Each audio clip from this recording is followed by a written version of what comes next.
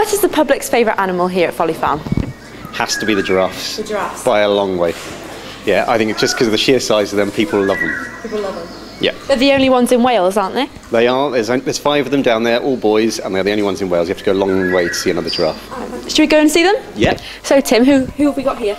This is Scyllin. He's one of our 5 giraffes. Scylin's easily recognised because of his his wonky horns. So how tall do giraffes grow up to? Well, they can get to about 19 foot tall. This is not fully grown, even though we're standing quite a way up in the air and looking him eye to eye. He's still only a 7-year-old. He's got another 5 years of growing yet. So how long do giraffes live up to then? In the wild, you would expect them to live about 25 years. So that's kind of our guideline figure. Hopefully a little bit longer, but still, we're going to have them for a while. So Tim, what have we got here then? One of the more strange animals at Folly Farm. These are the Brazilian or lowland tapirs from South America. Yeah. What family do they come from in the animal kingdom? Well, a lot of people think that they're either pigs or they're anteaters. We've even had people mistake them for elephants.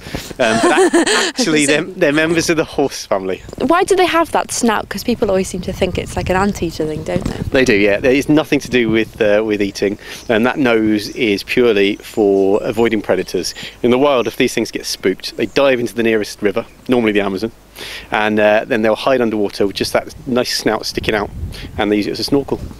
So it looks like the lemurs here have a lap of luxury. Yeah, on a day like this, it's lovely for them, isn't it? So where do the ring-tailed lemurs, where do they come from?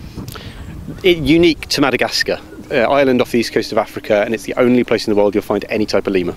What do lemurs eat? Lemurs are fruit eaters. They like leaves, they like fruit. We give them 3 feeds a day, lots of different types of fruit, all the fruit you can think of. Apparently in the wild some lemurs like to eat insects as well, but we found that ours won't touch them. They just look at you as if, fussy eaters. To say, yeah, what's that? Okay Tim, so these are armadillos. They are. Which one's this one? This is Marie. These are 6 banded armadillos.